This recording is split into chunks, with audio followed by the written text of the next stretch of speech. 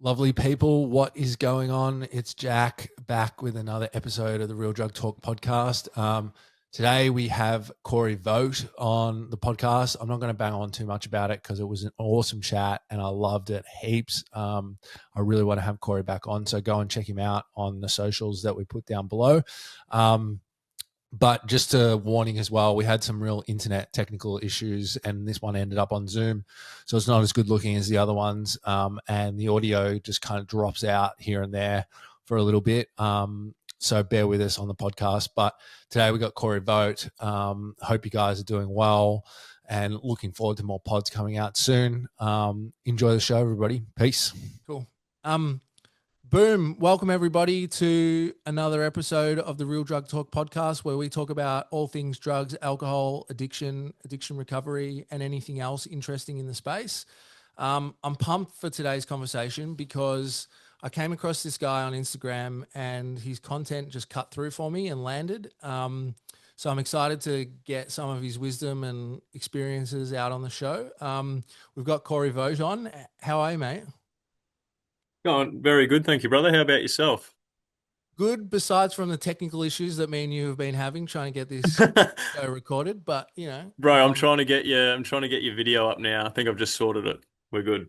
awesome, cool. Um, yeah, let's jump straight into it. So, I love, for everybody that's not watching, by the way, I'm in Melbourne and it's a bit chilly and I've got the MacPack jacket on and Cory's shirtless in probably the beautiful 25 degrees Gold Coast. So I'm jealous of that. But how we ask people to kind of start the show is to explain their experience of addiction in sort of a 3 to 5 minute window. If you imagine that you jumped in an elevator with someone and you kind of had to tell them your experience and a little bit of your story, like how would you phrase that up and how would you tell your story? If someone in an elevator asked me what's been going on in your life, Yeah. And you decided oh, to drop some bombs on them. I'd be like, oh, fuck, I wouldn't know where to start. But I have definitely experienced a bit and a bit of dark shit at that, I guess. Yeah.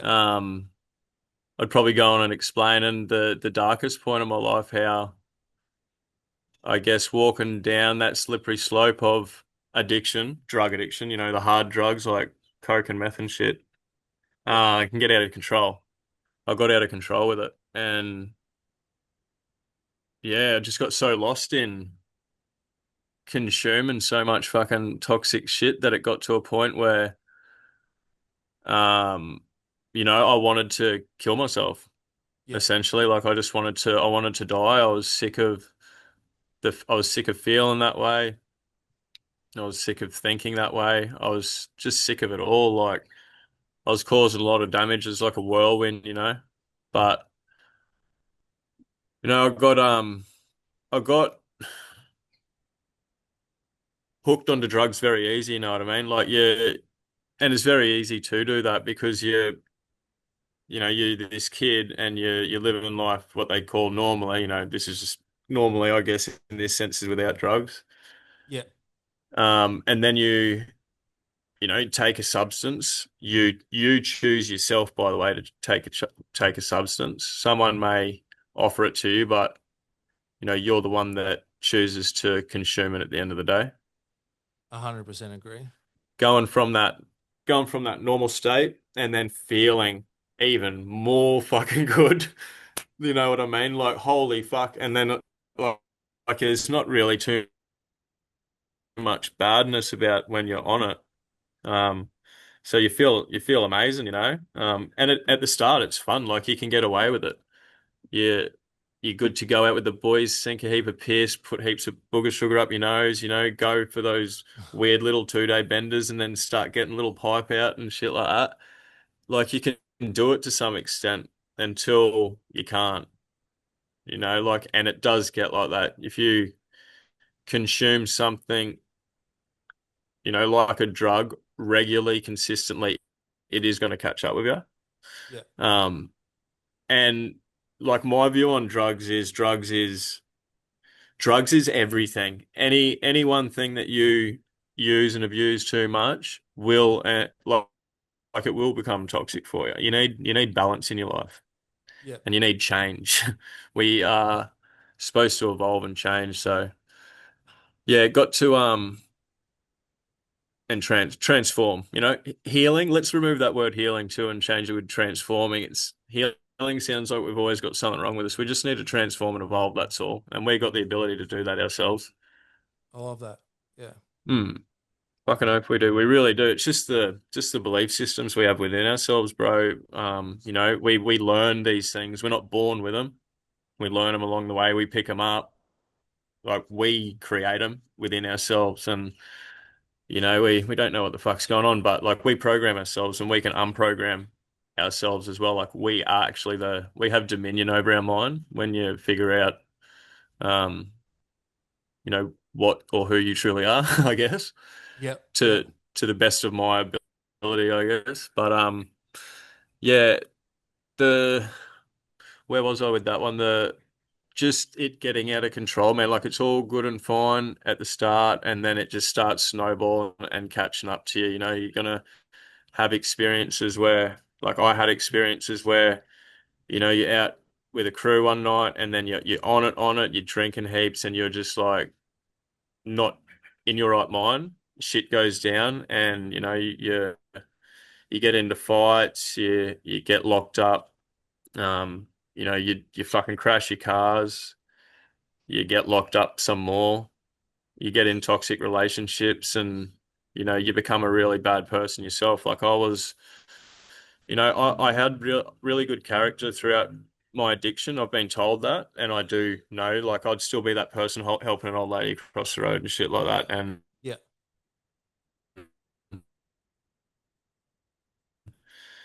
to my family and to myself and to the people that I had in those relationships. But I always found someone that loved getting on it too, by the way. Yeah.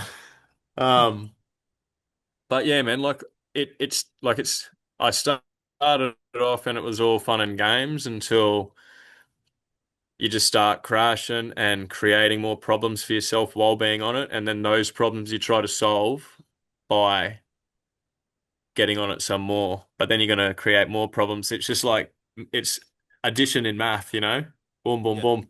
Negativity will and always only create negativity. So, yeah, if you're going to operate like that, then your karma is always going to be negative. Your reality is always going to be negative, and that's where my reality got to. It got to such a negative place that um I wanted to kill myself, and I tried to kill myself multiple times. The first time was at the Sunshine Coast. Um, I built a multi-million-dollar company along this process, by the way, and um, yeah, I had a shed down there, and everything was going. I was making a lot of money, but the more money I was making, the more drugs I was taking, the more problems I was Yep. making. It was just it was just hectic. Like I had the money to buy a lot of coke and a lot of whatever I wanted to, but Yep. yeah, I tried to gas myself in the work shed there just after being, awake for so many days, and the relationships turn into shit, and things at work unfolding badly, just everything piling up on top of you, and you're just like, fuck it. I had I had Such so a much brutal coke on way me in that. to attempt it as well, the process of gassing yourself, it's just an indication of It what your is. mindset must have been at, because it's such a Yeah. brutal process. Yeah. Yeah, 100%, bro. Like the thoughts were brutal, but I thought, like I I was I didn't want to die. I found out that I didn't want to die. It was just something inside of me wanted to die. But I was so scared to take my physical body out. Hmm. So I thought gassing myself and just falling asleep would be the best way to do it. The softest, most gentle way to be put to sleep and not come back. Yep. Yep. So there was that time, and I actually something happened there, bro. Like I can't even explain it. Had my foot to the floor, and I had it in park. It was auto in park, and just fucking foot to the floor, and I was maggot and fucking on the nose beers, fucking Xannies, all of it, just fucking trying so hard to. I was just so angry too. I'm just like, fucking die, just die, Yeah. cunt. That's like what I was telling myself. And I woke up, man. I was outside my shed on the concrete with some lady over the top of me, who I've managed to connect with in the past few weeks, who has stories of hope for drug addicts. Wow. And I don't know. I drove the car. It somehow got into drive. I drove the car through the shed door. The shed is one of those ones you wind up. The shed door peeled back over the roof of the car, and then everyone in the other work sheds must have seen me and then pulled me out the car. She reckons I was purple, and yeah, just tried to. It's one of those moments where you shit yourself and you're like, "Fuck, I've got to get my life back on track," and then you get your life back on track for a couple of weeks, and you're like, no, I can manage to party without fucking this unfolding again. Like I won't take it to that level. Yeah. That's the problem I reckon where most drug addicts, fuck, I hate that word. Most people with addictions come into problems is they give the sober life a crack, recovery a crack. And I did this so many times, so I can speak from experience. They give recovery a crack, and you spend a week off it, even a few days. 2 weeks off it, and you get to like a milestone like 2 weeks or a month, and you're like, "Fuck, I've got this shit under control. I'll Mm. I'll get a bag and control this shit from now on." Yeah. But little 100%. did I know, I can't have shit here and not have it. Mm. Yeah. I needed to make a choice. Yeah. So you've gone Like full it's abstinence? either in my life or never again. Yeah. I believe drugs can be anything. Yeah. You Yeah. know, people, food, anything that you see and abuse too much, bloody can become toxic. So, I go out and do ayahuasca ceremonies, which is classed as a drug, and I do solo magic mushroom journeys myself. But I've had magic mushies sitting here for like 3 months, and I haven't had an opportunity to go on a journey. And I'm like, fuck, I really want to, Yeah. but like, it's not like addictive. It's like I've got to fucking have it. Yeah. And I smoke weed. Like I have a joint in the morning before I meditate, and I have a joint when I get home. Sometimes if I have the day off, like I'll have a couple through the day when I'm doing the mowing and stuff like that. But Yeah. it's never been a problem for me, weed. And I don't, you know, we're all made up differently. Different things that we consume work differently for everybody. If I eat nuts, I'm all good, but give those nuts to somebody else that's allergic, it can actually kill Yeah. Yeah. 100%. them. So I haven't me, and it's probably an excuse. This one, I'm like Bob Marley smoked weed, so it's all good. Then they're like, yeah, but he died.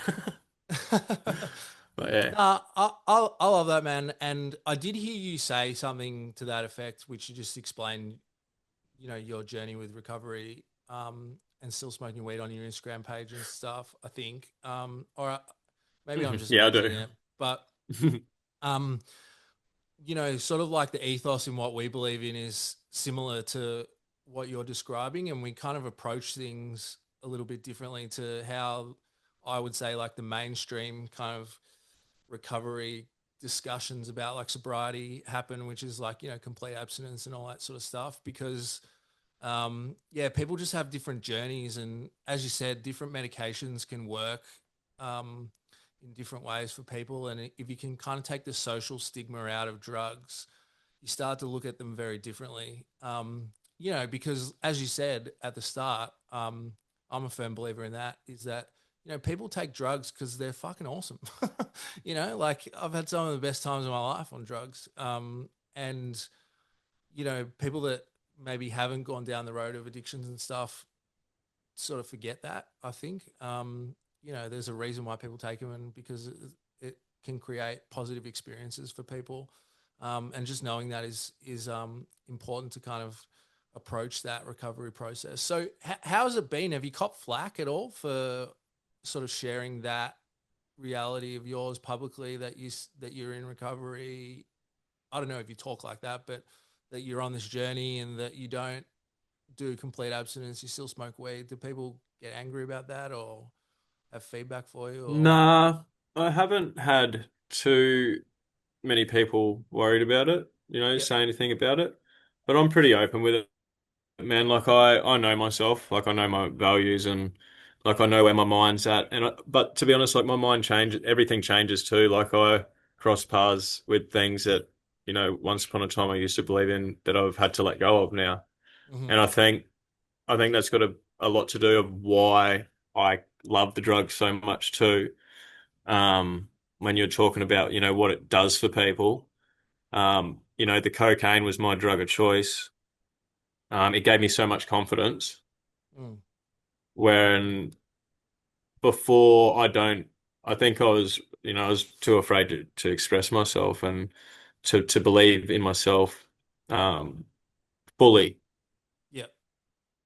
Yep. And cocaine gave me so much confidence, and I was like, "Fuck, man! Like like I built a multi-million dollar company on it, man. Like, how does that shit happen? Like, I was just laboring at this job, and then I was keen like Coke. This is Coke still, but not to the extent of when I had the company. But Yep. Coke got me from laborer to lead hand to supervisor, and then when I was supervisor on the bag and that, I'm like, fuck this. I'm going to ask these guys if you know, I can handle this part of the project, but contract my company to them. And I knew that I could do it because I had so much confidence with the Coke, but I also knew that, I was in charge of this one whole area and I knew everything, that if I left, it would be a pain in the ass for them to find someone else. So I actually bought everything before I asked them. I was just that confident. I bought a truck and tools and got a crew of Wow. guys and I said, this is what I've got. Um, yeah, can can I do it? I've got all this stuff now. If I can't do this, then I'm gonna have to find work elsewhere. Yep. Where like if I didn't have Coke, I wouldn't have believed that I could have done that. Yeah. But So it's I had this belief set up. I had this belief set up in me anyway, thinking that why couldn't I do that without the Coke? Like no one knew that I was on the Coke. It mm, was only me. Like there was some belief within me that didn't think he was capable enough, smart enough, strong enough, any enoughs mm-hmm. because of, things that I've experienced through my journey here on this earth, Yep. on whatever the fuck it is that whatever it is that we're living on. Um, which aren't like really like they're not traumatic and major things. Man, like I had a really good upbringing. Mum and dad were amazing. They did the absolute best they could, and like my dad's a soldier, my mum's a weapon. Like they're such good people. Mm-hmm. Um, hey girl. Um, where was I actually going with that? I fully lost my train of thought when she come through there.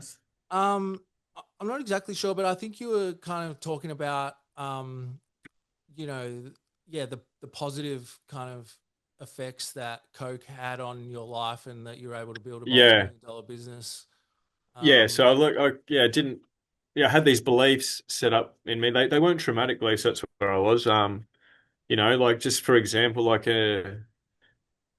you have a group of friends or a group of peers that you look up to, and they may bully you to a point where or a teacher that bullies you to a point where you're trying, but they bully you and put you down and negatively project their shit onto you, that mm, you create this idea within yourself. And we fucking do this shit ourselves, bro. Like we create it within ourselves. No one else is actually at fault but ourselves. At the end of the day, we are fully accountable mm, for for everything that unfolds in our life by our choices and shit. And we make our choices based on what we've experienced. But like I created these things within myself, like for example, a teacher saying, calling me dumb and stupid in class for a year when my peers and friends watched on, laughing at times, doing speeches, not being able to remember the fucking stupid script that the fucking stupid bitch give us for homework. I don't, I'm just sort of speaking very freely here. But I created this world within myself, like this whole belief system. I was programming this stuff in childhood, programming myself and my beliefs and my ideas that I couldn't get up and talk in front of a class because I was going to get ridiculed. yeah. I wasn't capable of doing this. I wasn't capable of doing that. And these things got buried down deep in the subconscious and then run my whole fucking life. Like and I was unconscious about that. And then I found cocaine and I didn't even know what it was doing to me, but it made me feel like I was invincible and could do anything. It dissolved those fucking beliefs that I'd put in myself for the time that I was on it. Yeah, 100%. Man, we have So very I similar experienced it. kind of thoughts about the process of what happens. It's really interesting to hear somebody else kind of like say it out loud, you know?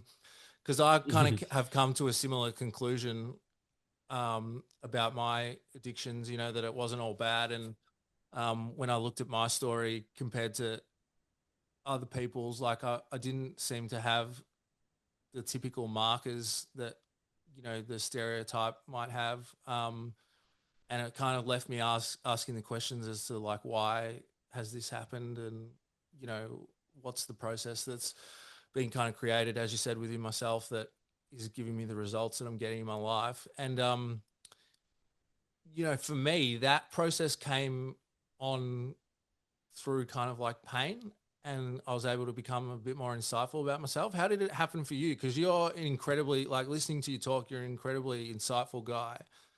Have you always naturally been like that, or is it something that you've picked up in kind of your transformation journey? You said pain before? Yeah, yeah. Yeah. Yeah, through that, I guess I guess we like all the answers come to us and through us, right? They come in as a thought Mm, or an experience.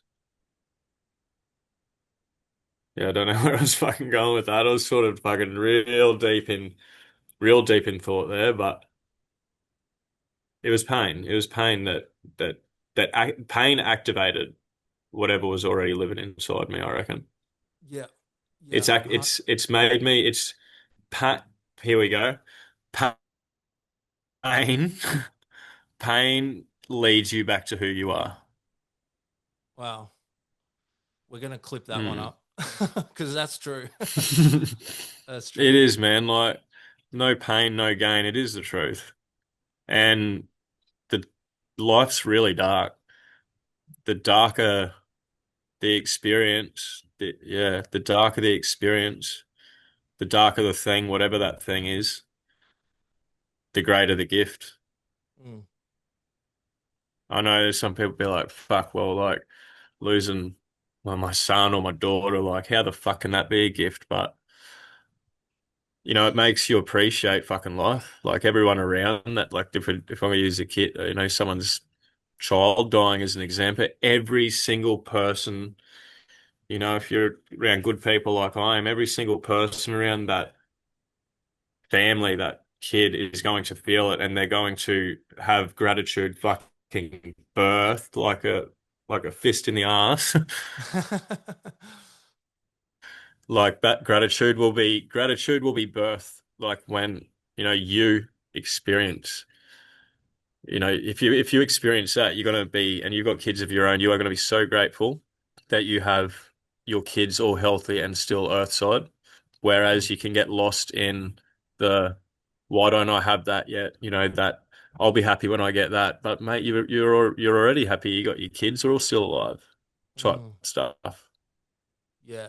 Interesting. So, Gratitude's the sorry, what were you going to say? gratitude's probably the most powerful tool that I've ever come across and will ever come across to bring you back to um your true self, Mm. back to the present. Mm. I Hmm. agree. I agree. So, when did you have that moment of realization? Because you said that you've been to some dark places, and you started off by telling that story about when you tried to gas yourself.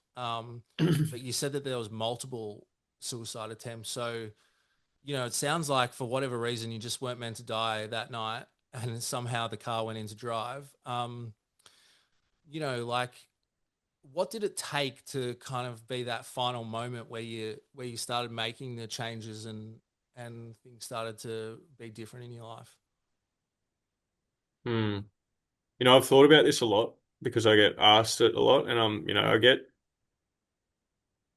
it's hard telling the same story a lot, but Yeah. I I am getting a lot come back um, to me, and I'm having more insights as the whole process of life unfolds as well. Mm. And I always give a really basic answer for this one, I think, and walk people through the same sort of story, but there's there's multiple things throughout the process of, the healing and things unfolding to what that stage of what got you better. It's even the bad moments leading you to that point, you know what I mean? But for the big like one was me trying it was I can bunch it up into a few things, and it would have been the last thing that I'll mention would have been the most life transforming, I guess. But after that suicide attempt, that first one, I have no idea with time frames here, so I'm not even going to use them. There was another time that I tried to check out and I did the job very, very good. It was at my parents' place. And, same deal. Like I had a lot of cocaine, I had Xannies, Valleys, Targin, alcohol, Wow. everything. Like I was so messed up. Same thing. Relationships gone south. Things at work were unfolding to the point where I was becoming insolvent. I was having to liquidate, and my head was already in a very bad place. So my dad had to go, power of attorney is the word, I think, Yep. to Yep. help me out. Like I said, he's an unreal bloke. Um, I was losing that. Everything that I'd built, I had it going for 4 or 5 years, and it was just coming to a crash. um, Broken down a lot of sort of relationships and broken down myself a lot. Um, Yep. Physically unhealthy, mentally unhealthy, emotionally fucked, and spiritually, like I didn't even know, like, yeah, I didn't hadn't. Well, I was connected more than I ever thought to the spiritual side just process, but I wasn't aware at the time. It was just like I said, driving me to this place. Yep. Um, I I took the whole bottle of Xanax, Wow. It's like and I 50. knew that yeah, there's like 50 in a bottle or something, and Yep. I'm pretty sure there was like some other ones, some they were Xanny bricks, but they were fentanyl. They were crumbled in your mouth like powder. It was fucking gross, but Gross.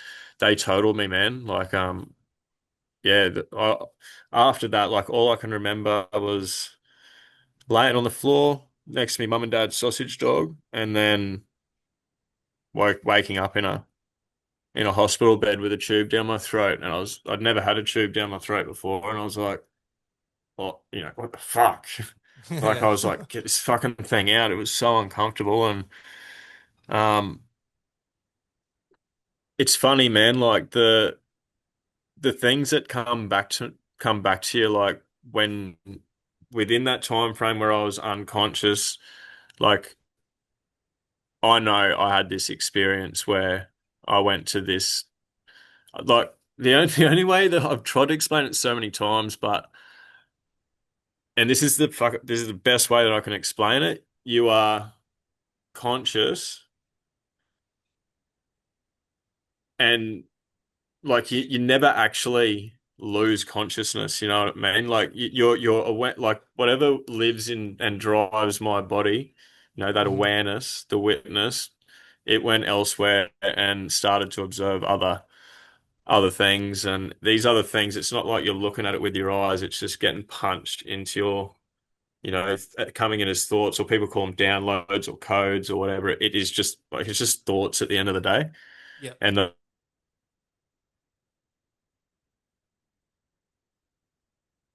those thoughts can bring on a lot of I had there. Can you still hear me all right? Yeah, we just dropped out a little bit, but you were at the thoughts that you had. Yeah, the experience that I had when I was dead, like the ambos said that I died in the ambulance, like I shit myself, and apparently when you die, you just release Yep. and all that Relax. thing. Yep. Yeah, I had this experience, and it made me realize that death. is not the end. You know what I Mm. mean? It's like we're living this reality in the present moment, and then our body dies, and then we're in another reality. And I don't understand it, to be honest with you, because I have only had at moments, you know, it'd be like a glimpse of an experience in the big scheme of things. Hmm. But they are so deep and so profound that you just know, like I hold on to the things that I've experienced with that sort of stuff, whether, we'll talk about the ayahuasca ceremonies that I do. That's been another big one. But the the story or whatever I got told, the information that I got was that when when our journey's up here, we do get played our life back.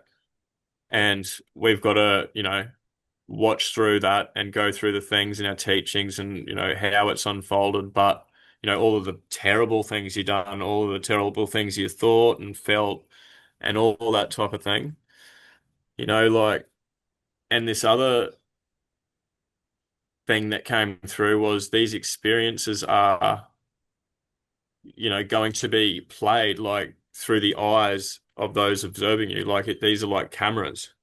You know what I Hmm. mean? Like, so say if, it's a halo coming up here before, like my dog, I'm like, I come home to her every other, I'm like, how you going, baby? Good girl. Like, I will see through her eyes, me loving her, doing a loving thing. Yeah. And then if I'm doing something bad, like if I was to do something so bad, like rape or murder or, bashing a chick, you're gonna see through their eyes the terrible fucking things you've done, and you're gonna feel the way that they felt. And yeah, like I said, I don't understand it, but that message hit home for me, and like I do not want the things that I've done, and if I get played back those things, they're gonna it make me feel sick now. But when I was in this, I can only call it a place. I don't even know what to label it as. Yeah. There's no bad feelings, but the memory, there's no badness there. It was so free, but the moment you're back on this earth side, all the feelings and thoughts come in, and that ego mind and the belief systems, and I'm like, There's no fucking way I want to do anything more bad in my life. Like I've got so much to make up for. If I don't know if I can make up for it in this life, but like I want the rest of my journey to be me, through your eyes right now, like being a Mm. good person, being a kind person, being compassionate, not dividing myself like the rest and the majority of the world is. Yeah. That's where like we've fallen into the biggest trap with whoever's running the show here. Like this is the way they want it. Yeah. What do you mean that Yeah. divided self? What do you mean by that? I think I just meant divide. Like Oh yeah. Yeah, like people are the divided in the divided world. yeah. Yeah, like I don't want to, look at a person that, you know, I don't want to look at a person and their belief system. If I could look at a person and their belief systems, I'm like, okay, Muslim, black, white, purple, gay, straight, all these other genders I don't even know about, like what they're all labeled, but I'd be like, okay, cool. Like I've got no judgment there. You know what I Yeah. mean? Because if the moment I judge, like that just divides me from that person. And if we want the world to become a better place, and we need to change that part within ourselves, like they say, if we want the world to be better, we first must change ourselves. It's a Yeah. true thing. Yeah. Like if you 100%. think about it, it's like you really just let it sink in and think about it. There's no other way the world can change unless you change yourself. 100%. And it's almost like all those micro kind of actions that everybody would take would lead to like the big change happening Hmm. all over the world. So how do you keep that? Because that's listening to you explain that kind of story and that epiphany, if you want to call it that.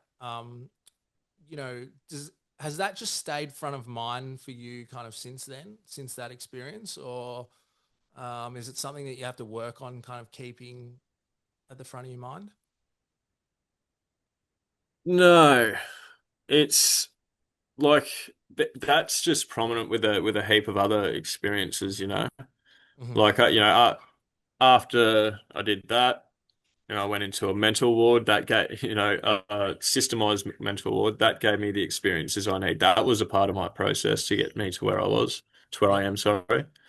And then after that was, um, a good stint on the pipe, Hmm. which drove me to back to that same place.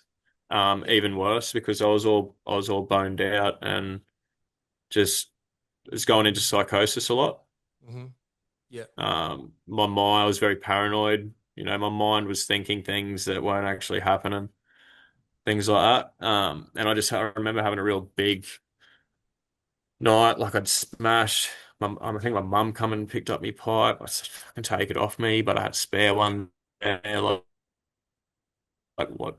Like, come take my pipe, mum. I got a spare one here. Like, just fuck shit. And it got to a point, man. Like I had this massive bender and got to that same point, wanted to neck myself, and I just kept on doing this to mum and dad. I'm like, fuck this, I can't do this anymore. Like, I still wanted to kill myself. I'm like, I just want to jump in my car, mum and dad. I just want to go. They gave me like some money for fuel and to get food, but like they weren't going to give me, and smart that they didn't, money, Yep. actual proper money. Like they got me a servo voucher, and I actually left the Gold Coast and went up to Emerald. Um, you know, driving to Emerald, I came across this bloke on social media who gave me this course and program, which is a part of my process. His Hmm. name's Aaron Singer, or Ink Pray Love on Instagram.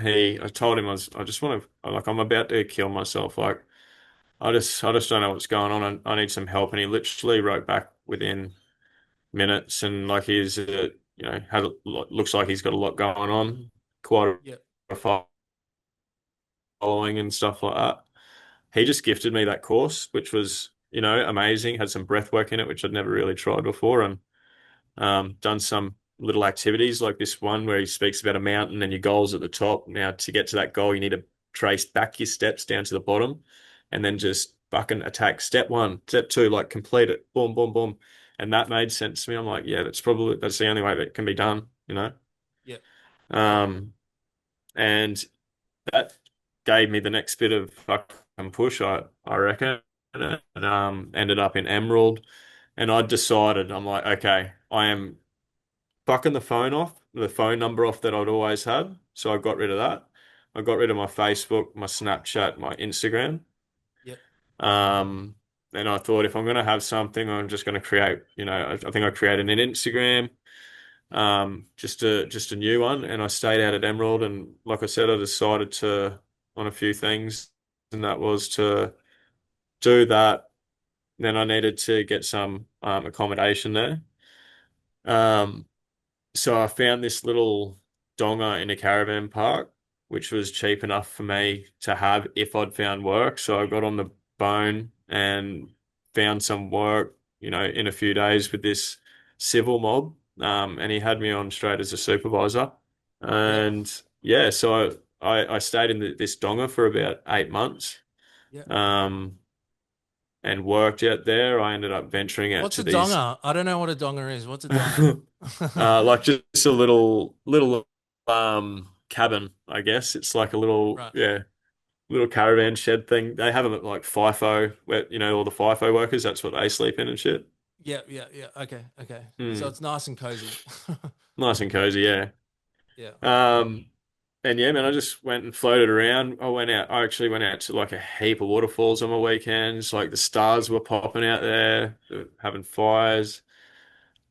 But in saying all that, things were going well. I was still having a beer, and I was still like having a few problems while having a beer. Hmm. Um, I'd slipped up a couple of times while I was there. Yeah.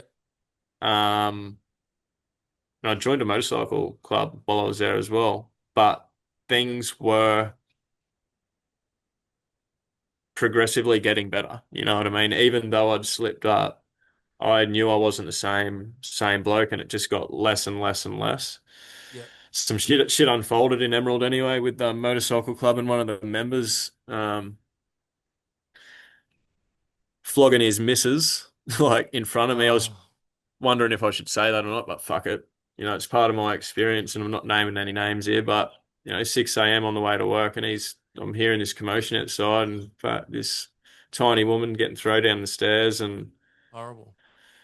it was savage, man. I tried to get in the middle of him, and he's just going at me like, "If you want to go, like you're next and that." And I was just trying to just stop him from getting hurt anymore. Like he was throwing around like fucking rag doll. Mm, And seeing that, like I'd never seen him in that state, and seeing that, I was like, "This is fucked." Like I literally, not long after that, I got in my car and fucked off. I left my whole trailer there and yep, everything. He ended up keeping the bike because he's a fuckhead. And yeah, that was about it with that sort of thing. So that got me home. I ended up coming back to the Gold Coast and ended up coming back to mum and dad's. I think they could see that I was getting better, yep, and yeah, just slowly started building a relationship back with them. And then I came across Kelsey, my partner, yep. and she come along with three boys. So there was Awesome. that instant family, but I fell in love with her straight away. She so different to what I'd been hanging around, bro. Yep. Like, yeah, just beautiful, man. She's so kind. She's a good mum. And I was still flicking a little bit at the time too. I was still flicking a little bit of coke. One thing I left out was drug addicted, drug dealer at the end of the day. Like just to feed my habit, I had the business, and I'd also buy bulk so that I could flick a bit as well and try and make Yep. something back. But I was still dealing at the time, and I remember having to give some to this crew one day, and Kelsey was present there. No kids around or anything. I would never. She would never, and I would never. But yeah, she goes, I can't have you um doing that shit. Not around me, not around the kids, and I had wanted to stop having that shit just around me anyway. Mm, Just wanted to just fully get rid of it and fully let go of it, and that was the push that I needed. yeah. Yeah. It's so cool hearing your journey, like, and just the little steps along the way that kind of created the next thing and the next thing. And something I think is really important that I'm kind of taking away that I think other people should listening to this is that like the process isn't linear. Like you just have this realization and everything just gets better magically. Like you can still fuck up along the way, and that doesn't mean that things are fucked completely. If that makes Mm, sense. And that's kind of what I'm hearing in your story. Like you maybe made some decisions that weren't 100% on the level that you wanted to be on, or you slipped up here and there or whatever, but you were still moving in the general direction of like change and transformation and things changing in your life. And it sounds like love has played an important part in you in kind of that final moment to lock it all away for you, right? absolutely, Yeah. bro. She gone back into the same hole or not, but you know, the whole process, from trying to take my life that first time till now has been super what you'd call spiritual, but Mm, spirituality can be a trap too. So just got to keep open. But it took, like, if you look at it like this, it took a supernatural spiritual experience for me to see a different reality in a way, you know what I mean? That's what led me to do ayahuasca after all of this. Like when I spoke to that guy when I was going out to Emerald that helped me out with the course and stuff, he was the one that led me to the shaman that I see to do the ayahuasca now, mm, who's a very, very well-known shaman. I didn't know this at the time, but he is like up there with the big guys in the world. Like, right. um, he's a very blessed man. He's a very powerful teacher. And like I'm so grateful to have crossed paths with him because like it's crazy the things that I've experienced and the insights that I've had and the healing transformation. Sorry, the healing, the transformation that I've done. Um, there, like it's crazy, but what you learn when you have these experiences and these insights don't mean shit unless you embody it into your life. So whatever I learn out there, whatever insights I have out there, whatever realizations I have out there and anywhere, if I don't bring them back to here and incorporate them into, say, like my family, if there's an insight about family that I can do better or whatever, then that change doesn't happen. It just stays as a thought. You need to manifest that thought with action. And that's an insight that I had there too, because I got to a point where I was like, why is nothing changing in my life? Yeah.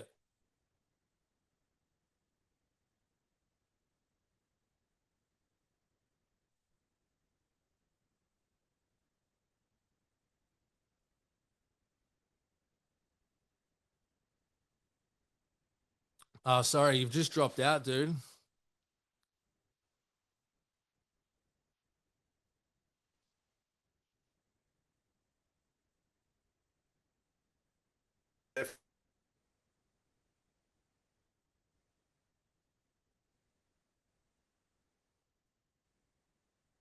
You on now?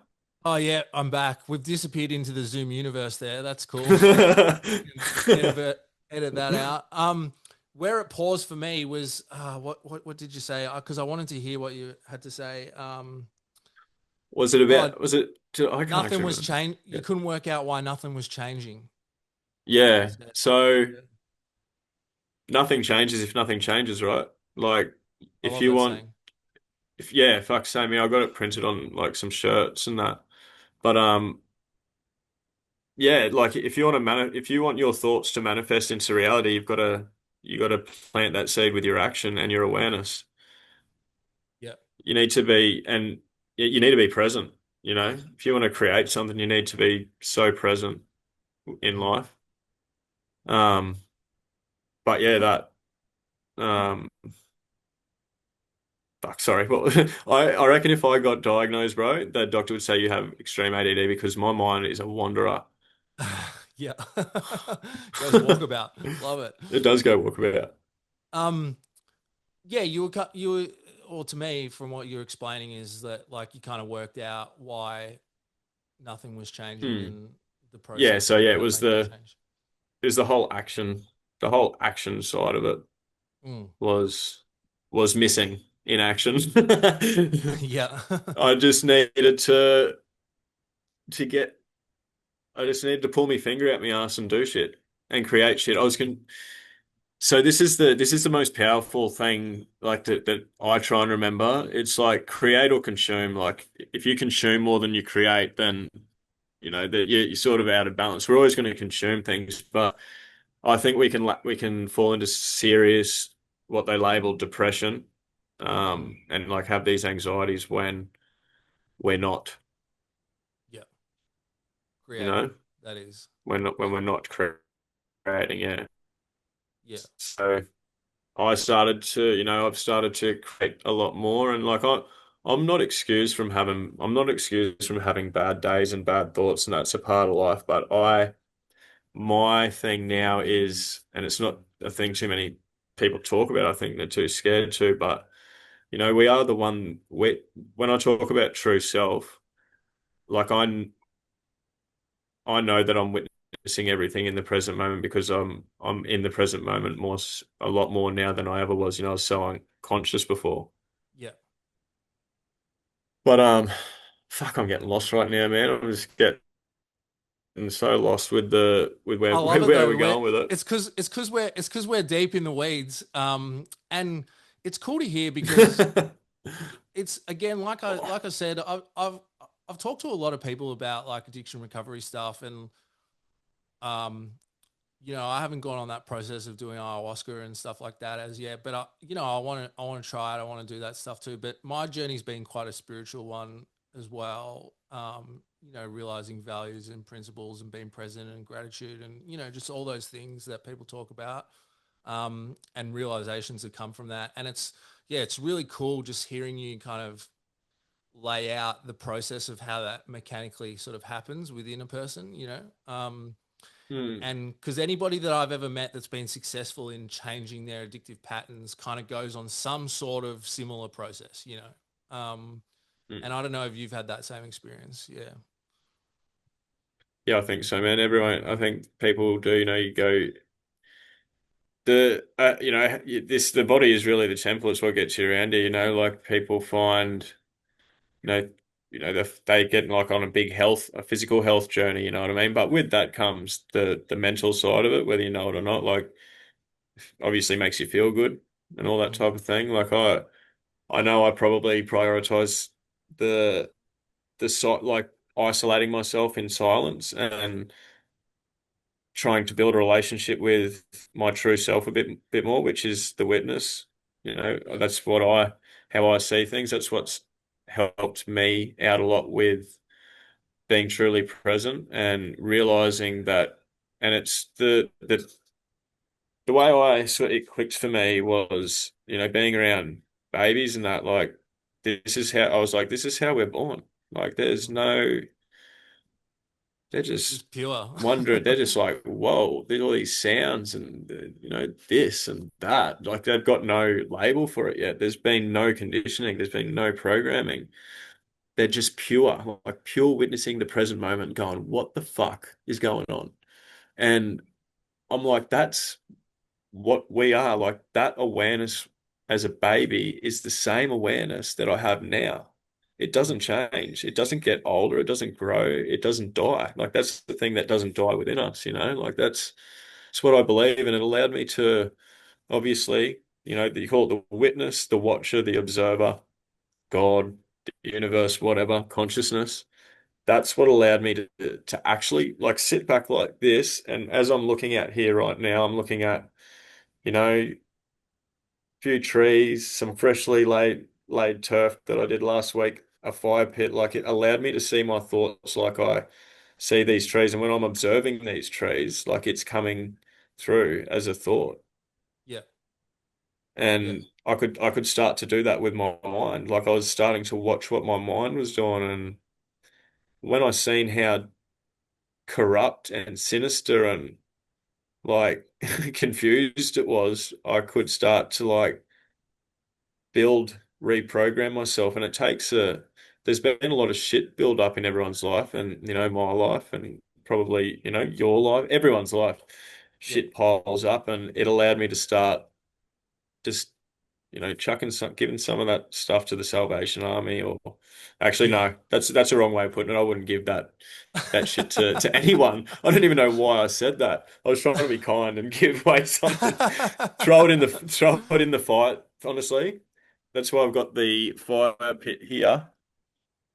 Nice. I throw things into that. Like we do the healing and the transformation within ourselves. Mm. So if I want to let go of a shitty thought or a shitty feeling or, a belief that doesn't serve me anymore, something, I'll just give it to the fire Yeah. like that. Fire is very fire is medicine, fire, earth, water, air, medicine, like but that's all we need. Yeah. Yeah. Hmm. Man, yeah, super interesting. So I'm really like kind of focused on this like creating more than you consume kind of concept that you've laid out. So like what do you do now like in terms of to make sure that you're creating more than you consume? Like what are you putting out there into the world at the moment? So at the moment I've done two books, two ebooks. One's called Seeds of Awakening, 33 teachings in 33 days to expand your mind, to expand your awareness. Yeah. Um, and I've got a journal that goes along with that as well. They are ebooks, but we've made them printer friendly, you can read the Formatted. ebook. Yeah. Yeah. But I'd print the journal out just so you can have that's something physical like that to write in is very therapeutic, I think. Yeah. So I've done those two.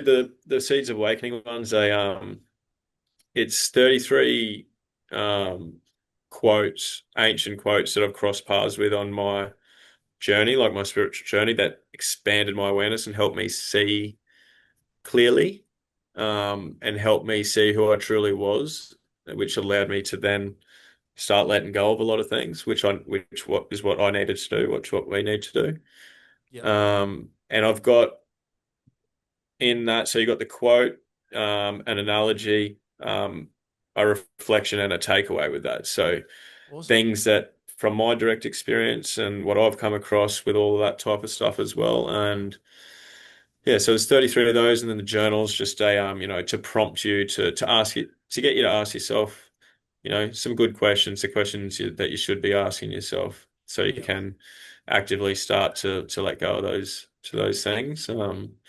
Obviously got the podcast, which is intention is probably very much what the same as what yours is.